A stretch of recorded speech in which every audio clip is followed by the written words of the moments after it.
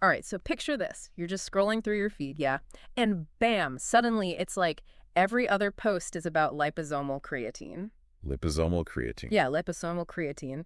And the claims are pretty wild, you know? They're saying like, "Oh, it absorbs faster and no more bloating and all this Oh, stuff." yeah.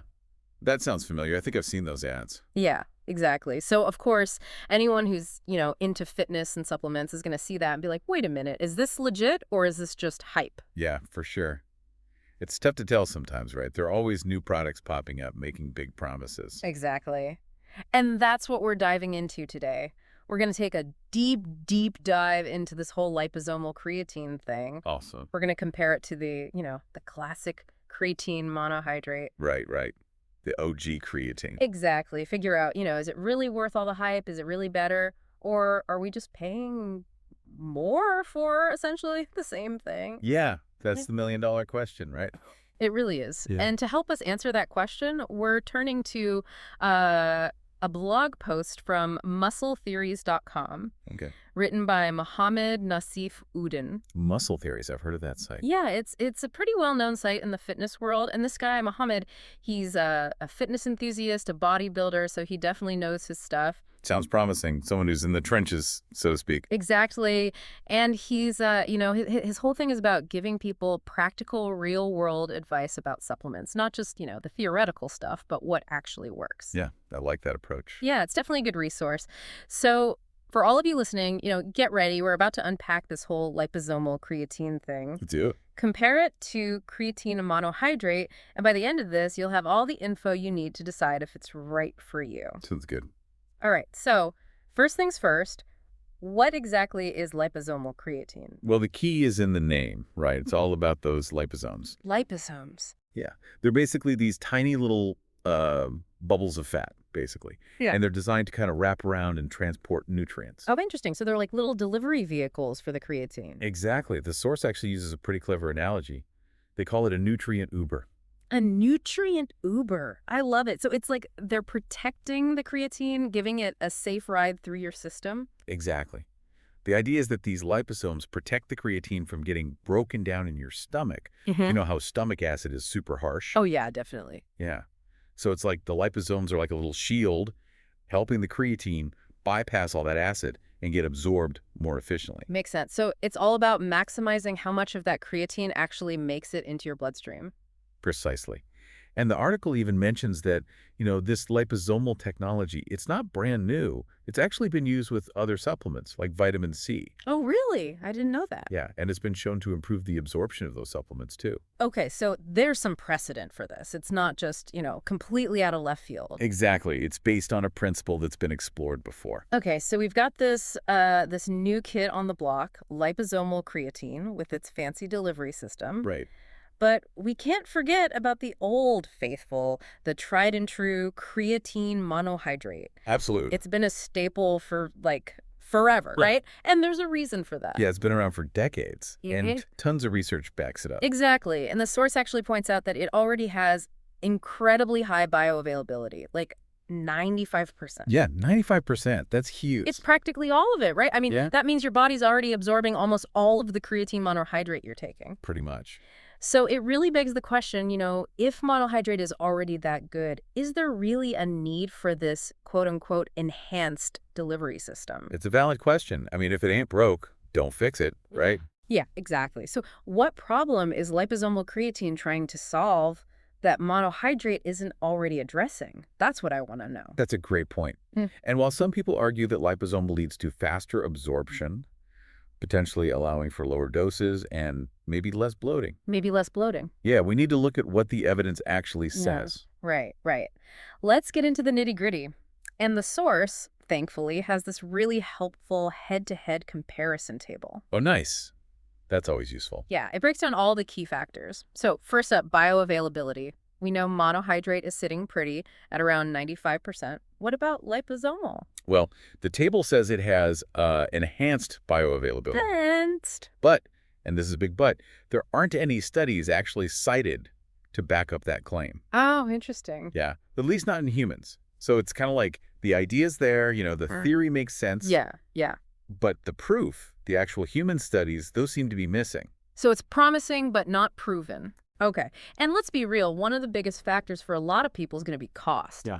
How do these two stack up in that department? Oh, this is where it gets interesting.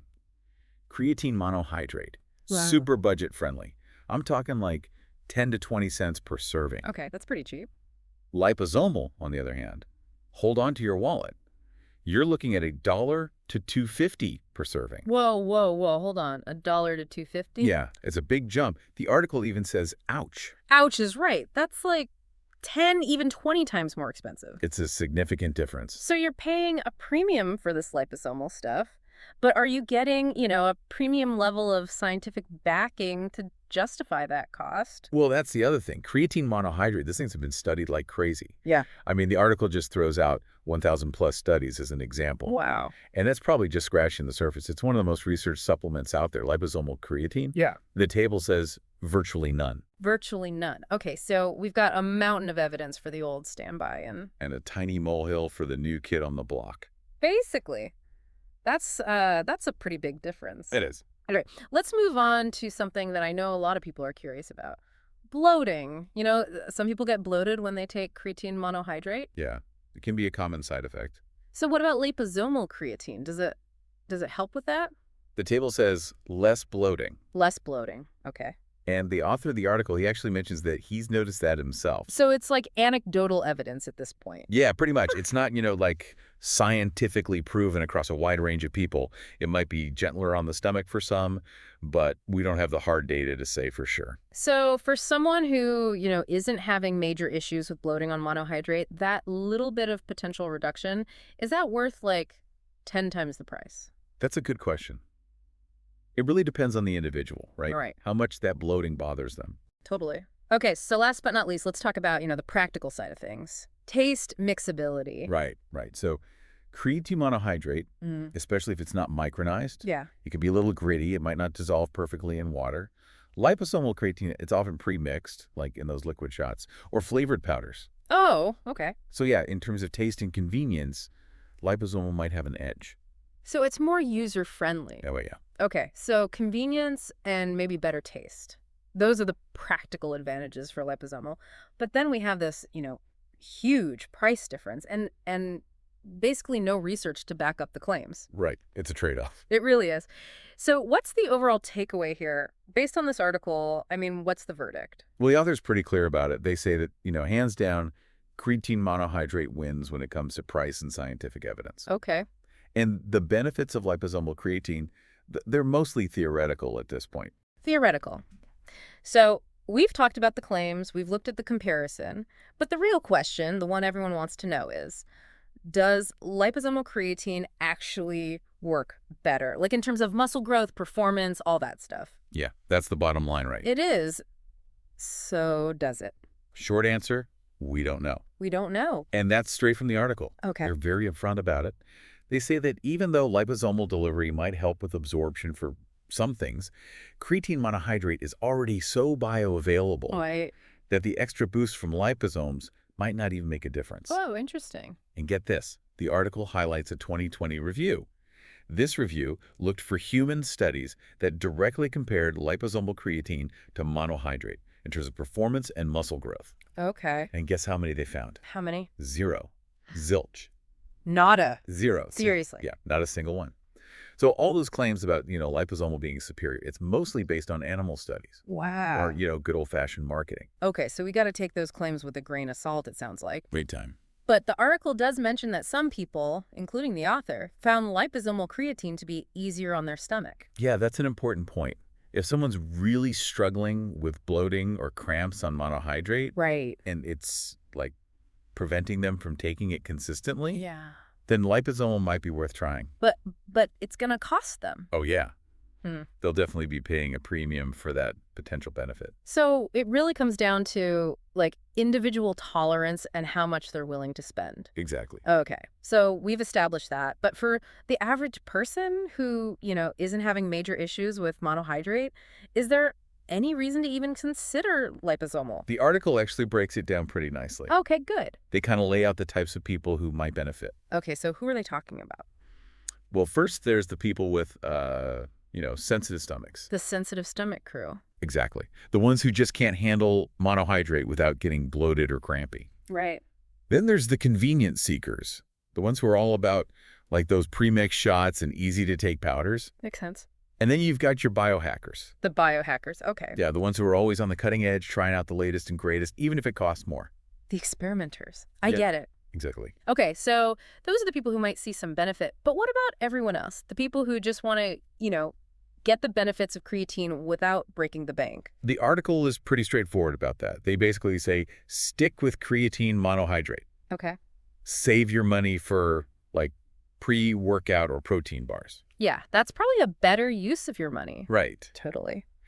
So the article also has this FAQ section, which is pretty helpful. Oh, yeah. FAQs are always good. Yeah, it covers some of the common questions people might have. Yeah. So let's just run through those quickly. Sure. First up, can liposomal creatine actually replace monohydrate?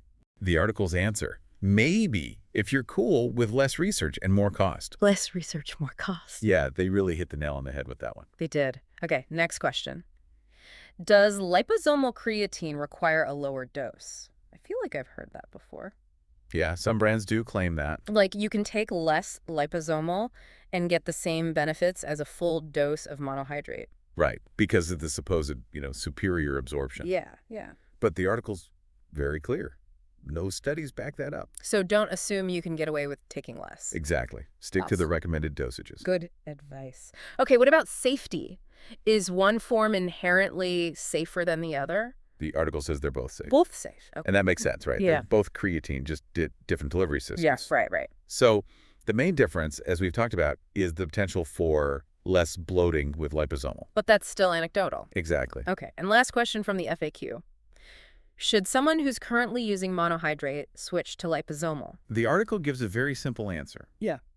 Only if monohydrate is bothering your stomach. If it ain't broke, don't fix it. Pretty much. Okay, so to wrap all of this up, the author of this article has this really fantastic analogy in their final thoughts. Oh, yeah. I love this analogy. Can you share it with our listeners? Absolutely. They say, liposomal creatine is like the Tesla of supplements. Sleek, high-tech, and pricey. But until we have human trials proving it's superior, creatine monohydrate remains the Honda Civic, reliable, affordable, and proven to last. Oh, that's so good. It's perfect. It really is. It really drives home the point that, sometimes the tried and true, the classic, the simple option is still the best. 100%. And the article ends by saying, if you're really curious about liposomal creatine, go ahead and try a sample. Right. No harm in experimenting. But for most people, creatine monohydrate is still the GOAT. The greatest of all time. Yeah, I think that's a fair assessment. So there you have it, folks. The truth about liposomal creatine. Laid bare. As you're out there navigating the world of supplements, there's so much information, so many claims. It can be overwhelming. It really can. All the flashy marketing. So just remember, take a step back, consider your needs, your budget, and look at the science. Exactly. Don't get caught up in the hype. If creatine monohydrate is working for you, there's really no need to switch. Especially not for 10 times the price. And, this whole thing got me thinking, we're always seeing these new advancements in supplement technology. Yeah, for sure. It's a constantly evolving field. And it really raises a question, what innovations are actually going to make a significant difference? What's truly going to be better than what we already have? Good question to keep in mind. It is.